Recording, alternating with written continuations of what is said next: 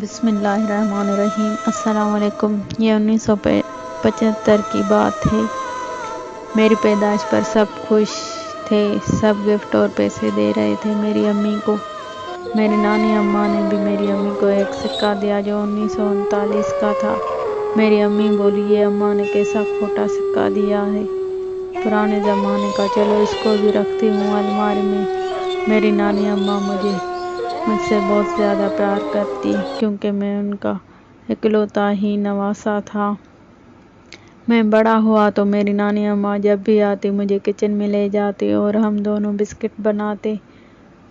میں کچھ اور بڑا ہوا تو مجھے بہت اچھے بسکٹ بنانے آ گئے۔ نانی اماں بہت خوش ہوتی میرے بسکٹ کھا کر۔ ہم ڈھیر ساری باتیں بھی کرتے تھے کچن میں۔ ایک دن نانی اماں نے بتایا کہ جو سکہ تمہاری پیدائش پر دیا تھا اسے سنبھال کر رکھنا۔ پھر میری نانی اماں کی وفات ہو گئی۔ میں نے وہ سکہ دیکھا اور الماری میں رکھ دیا دوسرے سکوں کے ساتھ۔ کئی سال گزر گئے، میں نے الماری نہیں کھولی، یہاں تک کہ میرے امی ابو کی بھی وفات ہو گئی۔ میں نے الماری کھولی تو وہاں کئی سونے کے سکے پڑے تھے۔ میں نے ان کو بیچ کر گھر کا سامان خریدا، کچھ زمین خرید لی۔ یوں میں امیر سے امیر تر بن گیا۔ شادی کر لی خوبصورت لڑکی سے، وہ بھی زیادہ پیسہ خرچ کرتی تھی۔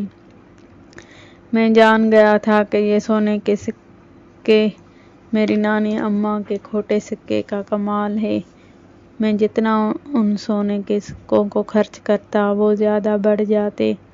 ایک دن الماری کی چابی گھر پر رہ گئی۔ میری بیوی کو وہ چابی ملی تو الماری کھول کر دیکھتی رہ گئی، اتنے سارے سونے کے سکے۔ بولی، پرانا سکہ ان سونے کے سکوں میں کیا کر رہا ہے؟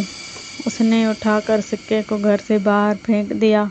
سکہ پھینک کر سر پکڑنے لگی کہ ہائے میرے سر میں درد ہے بہت زیادہ۔ اس وقت میں گھر میں آیا، دیکھا تو اس کے ہاتھ میں میری الماری کی چابی تھی۔ میں نے کہا، یہی لینے آیا تھا میں۔ وہ بولی، میرے سر میں بہت درد ہے۔ میں اس کا سر دبانا شروع کر دیا۔ میں نے پوچھا، الماری تو نہیں کھولی؟ بولی، ہاں کھولی تھی، اس میں پرانا سکہ تھا، میں ابھی پھینک کر آئی ہوں۔ میں نے اس سکے کو بہت ڈھونڈا پر نہیں ملا۔ اسی دن سے میری بیوی بیمار رہنے لگی، نہ کھاتی نہ پیتی، روتی رہتی۔ کبھی کہتی، یہ دیکھو ڈائن آئی ہے، مجھے مار دے گی، میرے گلے کو پکڑا ہے اس نے۔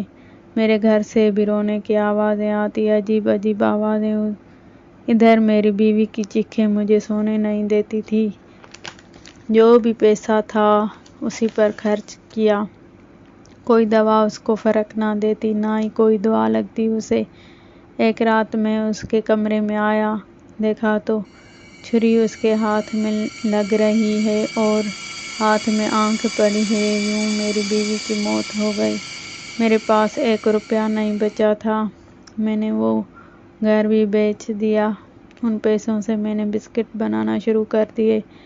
پھر سے میں امیر ہو گیا۔ آج میرے بچے ہیں، میرا گھر ہے، میری بیوی ہے، پر نانی اماں کا سکہ نہیں ہے۔